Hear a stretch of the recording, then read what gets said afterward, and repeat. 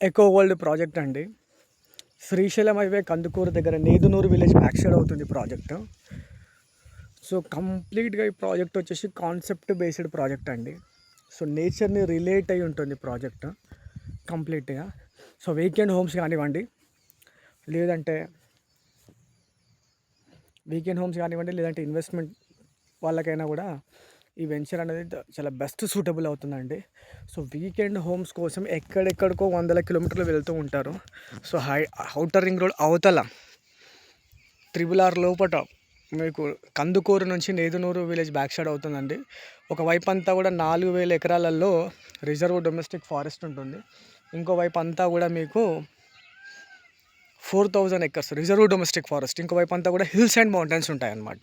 So ఈ ఒక strategical లొకేషన్గా తీసుకున్నారు నేచర్తో మళ్ళీ కనెక్ట్ చేయాలని చెప్పేసి. సో ఇది కాన్సెప్ట్ రిలేటెడ్ ప్రాజెక్ట్ అండి.